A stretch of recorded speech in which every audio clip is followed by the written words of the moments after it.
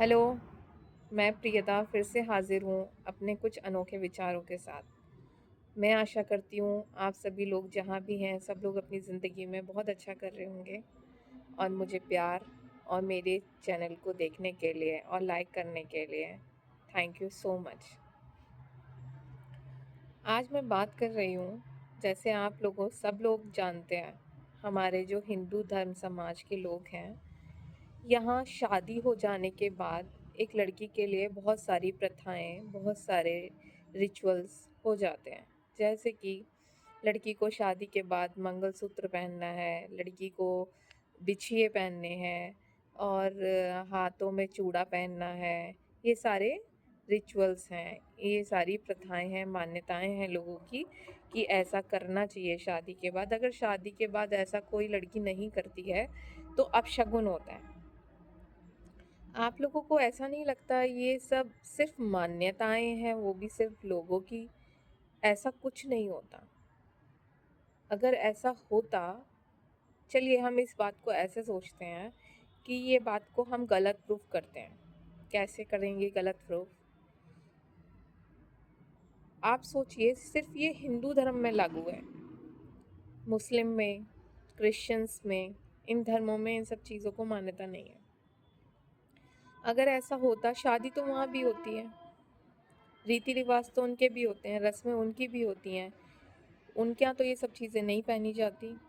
और नहीं पहनी जाती तो क्या उनके पतियों के साथ कोई अपशगुन होता है, या पति की मृत्यु हो जाती है, या कुछ भी, जो लोग जैसा भी सोचते हैं उन चीज़ों को लेके।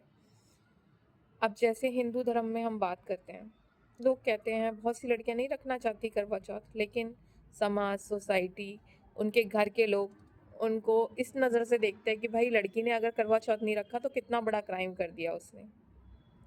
आपने कभी रुक के सोचा है ये सारी प्रथाएं, सारे व्रत औरतों के लिए ही हैं? आदमियों के लिए कोई व्रत, एक इकलौता व्रत ऐसा नहीं था जो अपनी बीवी के लिए वो रख सके? आप खुद सोचिए, अगर दो पार्टनर हैं, क्या बीवी को ही पति की लंबी उम्र चाहिए, यानी बीवी खत्म हो जाए और आदमी जीता रहे? ऐसी जिंदगी कौन चाहेगा? अरे आप खुद सोचिए, अगर व्रत बनना ही है या व्रत होना ही है तो दोनों के लिए व्रत होना चाहिए ना। आदमी के लिए भी व्रत होना चाहिए, औरत के लिए भी व्रत होना चाहिए, जिससे दोनों की उम्र बराबर हो, दोनों एक ही समय पे जाएं, किसी को किसी के बिना ना रहना पड़े इस दुनिया में।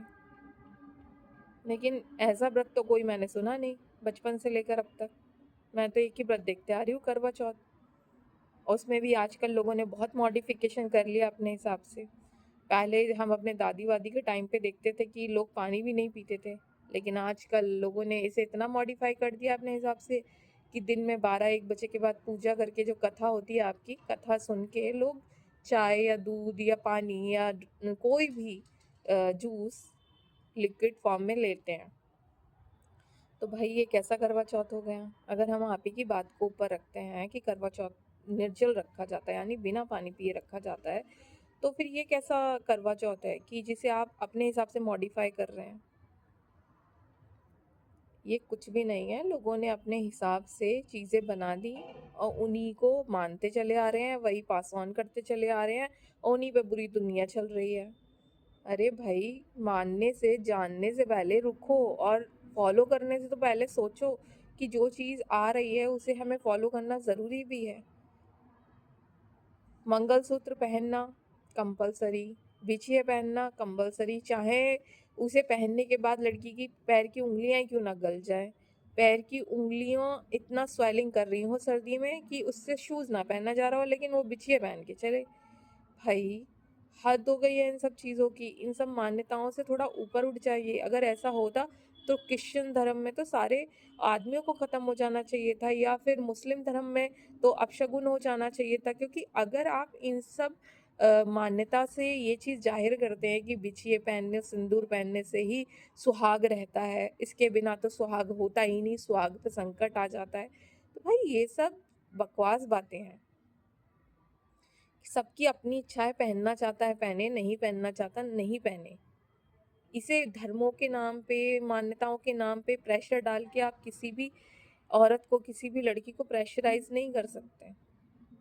तो मेरी सबसे अपील है, सभी लड़कियों से विनती है इस चीज़ की, कि कल को आप भी मैरिड लाइफ में जाएंगी, या जो लोग मैरिड हैं अगर आपको किस तरह की बातें सुनने को मिली हैं, सब झूठ है, सब बकवास है। इन सब चीज़ों को ख़त्म करिए और आपको जैसे रहना है आप वैसे रहिए। शादी करने का मतलब दो लोगों का इक्वली पार्टनरशिप में एक ज़िंदगी में साथ चलना, साथ देना, एक दूसरे का साथ निभाना है।